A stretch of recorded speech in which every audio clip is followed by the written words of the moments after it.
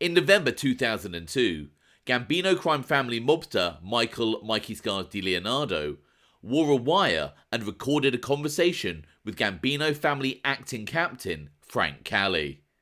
Let's check it out.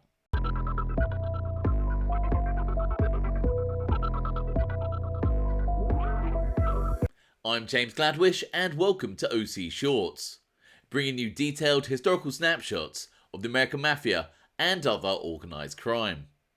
Feel free to subscribe if you like that sort of thing. Today we're going to take a quick look at the time when Michael DiLeonardo wore a wire and recorded a conversation with Frank Cali. Former Gambino family captain Mikey Scars DiLeonardo has turned his life around and now runs a successful and excellent YouTube channel. He openly takes responsibility for his past errors and has talked about the shame that he feels for betraying his friends and becoming a government witness. So, before I get any abuse from Michael DiLeonardo's followers for discussing this incident with Frank Cali, please remember that this is a history channel and this video is not an attack on Michael DiLeonardo. This video is simply discussing an interesting piece of mob history and is not covering anything that Michael DiLeonardo would not talk about himself. After Gambino crime family captain Michael DiLeonardo was arrested on June the 20th, 2002 on various racketeering charges which included murder and extortion, he would eventually agree to become a government witness towards the end of that year. As part of his agreement with the authorities, DiLeonardo would go back on the streets wearing a wire and record conversations with his mob colleagues. In February 2008, Gambino crime family acting captain Frank Cali was on trial for extortion and extortion conspiracy. At his bail hearing, where the government was seeking a permanent order of detention, Michael DiLeonardo's taped conversations with Frank Cali were discussed, and part of the transcript of their conversation was read out. But before we look at that, let's take a look at what Joey Lipton, the prosecutor for the government, had to say about Frank Cali. The court transcript states, Mr. Cali is charged with extortion and extortion conspiracy in 2 counts, specifically counts 38 and 39 in the indictment. Although he's not charged in the RICO, both of those crimes constituted crimes of violence. He's alleged in the indictment to be an acting captain in a violent criminal family. The purpose of that family, the Gambino family, is to generate money through criminal activity, as alleged in the indictment. The family furthers its activities by using and threatening to use force and economic harm, including murder and other violent crimes. The prosecution then discusses Frank Cali's rapid rise in the Gambino crime family. The court transcript states, the government will prove that Frank Cali, before even turning 40 years old, became an acting captain in the family, a position that's usually achieved in mob circles for organised crime members much later in their careers. He holds a significant position, not only because he's an acting captain, but because he's acting for Jack D'Amico, who is the acting boss of the family. And he became an acting captain when Jackie D'Amico was elevated to acting boss of the family in the mid-2000s, approximately 2005. 4 cooperating witnesses who are former members of the Gambino family will testify as to Frank Cali's significant and lucrative criminal activities in the 1990s. They will testify as to his familial and blood ties to the Gambino family, that he was a made member in the late 90s, and that he had a swift promotion to acting captain in less than 10 years from when he became a member. They will also testify to his very close relationship with Jackie D'Amico. From the court transcript we can see that the government states that Frank Cali was acting captain of Jackie D'Amico's crew, after D'Amico was promoted to acting boss of the family. The official boss, Peter Gotti, was incarcerated at the time. The prosecution then discusses how Mikey Scars DiLeonardo wore a wire and recorded a conversation with Frank Cali. The court transcript states, Recordings will also establish Frank Cali's position in the family. For example, in November of 2002, Frank Cali was intercepted meeting with a captain in the Gambino family, Michael DiLeonardo, who was surreptitiously recording the conversation at that time. At the time, Cali was a member in the family and DiLeonardo was a captain. So, even before he became an acting captain, he was discussing in that recording family business and administration business. And all the while, Michael DiLeonardo was on court supervision as far as Frank Cali knew during that conversation. The transcript of Frank Cali's 2002 conversation with Mikey Scars DiLeonardo is then read out and discussed. The main topic of the conversation is about how Staten Island-based captain Johnny RIzzo had been promoted to the administration.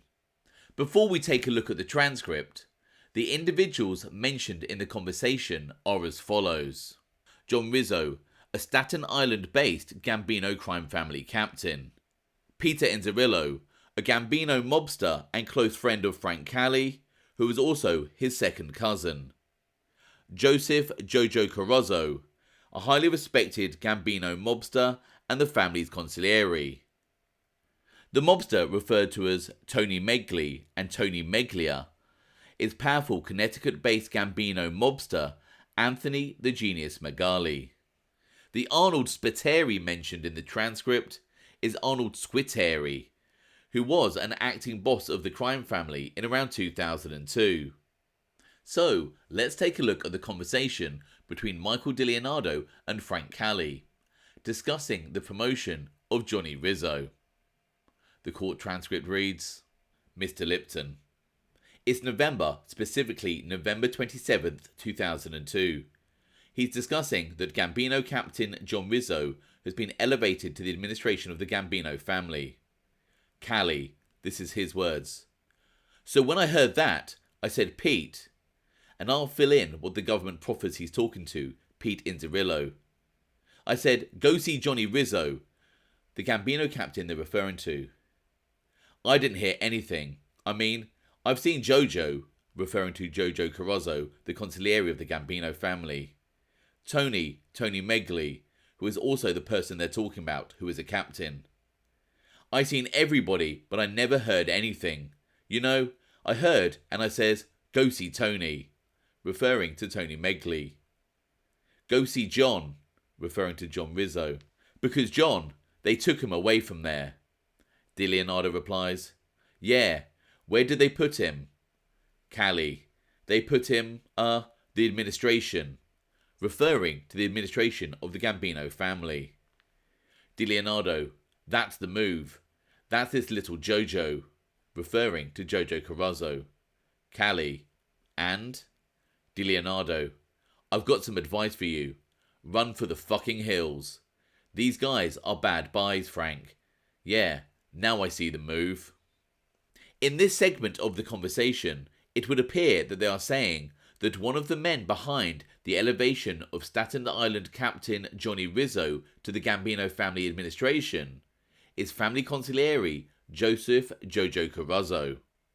Despite working for the government, it would appear that Michael DiLeonardo is still trying to offer some advice to mob colleague Frank Cali. Regarding Johnny RIzzo being promoted to the administration of the family, DiLeonardo tells Cali to run for the hills, potentially meaning that Frank Cali should keep a low profile for a while, as this current administration setup is not good news for him. However, this is just my own interpretation, and I would love to hear DiLeonardo's own thoughts on what he meant when he told Frank Cali to run for the hills. The conversation continues. Cali, and I said, Pete, go to John, referring to Pete Inzerillo and John RIzzo. Let's see what happened. What's going on? What did you do? Just go fill them out, because I won't go, John. I really haven't been talking. DiLeonardo, yeah? You never talked to him. What do you mean? Cali, but I wanted to know what was going on, because I didn't hear nothing and I haven't seen Jojo, referring to Carozzo. Lots of times I wasn't. DiLeonardo. I never met. You know how good friends we are. Cali. And the other guy, Tony, was there that night. Tony Meglia. DiLeonardo. Who's Tony? Cali. Tony Meglia. DiLeonardo. What happened to the other guy? They threw him out? Cali. Arnold, referring to the former street boss of the Gambino family, Arnold Squitieri. DiLeonardo. Good. Cali. Know the... DiLeonardo. Okay. Cali. He's from Connecticut, that Tony guy. Referring to Tony Meglia. He's referred to as Tony from Connecticut. DiLeonardo. Oh yeah? Cali. He was with Pete, a friend of Pete Gotti, and so I sent Peter, referring to Inzerillo, the job. Peter comes back to me and says, no, John, referring to RIzzo, said that Tony, referring to Meglia, told him. DiLeonardo. Not Jojo. Cali. No, he says Tony told him. Cali, later on in the conversation. Now listen, you know you got me out there. DiLeonardo. I know. Cali. You know what? You got me out there. In other words, just call if you need me to do something. DiLeonardo. Okay. Cali. What do you want me to do with John? Referring to RIzzo. Do you want to see him? Do you want me to send Pete? Referring to Inzerillo. Although some of that was difficult to follow, it appears that in this part of the conversation, Frank Cali and Michael DiLeonardo are discussing the fact that it was Anthony the Genius Megali, the Connecticut-based captain, who told Peter Inzerillo that Johnny RIzzo had been elevated to the administration of the family, and that Arnold Squitieri had been removed as acting boss. Anthony the Genius Megali was a highly respected mobster who would eventually become acting underboss of the family. The government then summarised the conversation.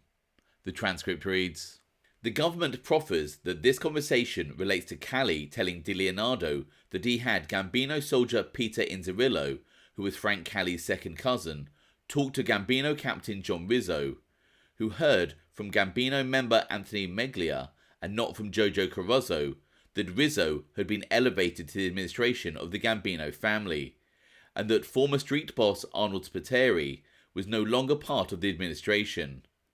At the end, Cali asks about making a meeting between RIzzo and DiLeonardo. Frank Cali would plead guilty to extortion and serve 10 months in prison, being released in April 2009. In the comments below, let me know your thoughts on Michael DiLeonardo's recorded conversation with Frank Cali. I hope you found that interesting. Thanks for watching.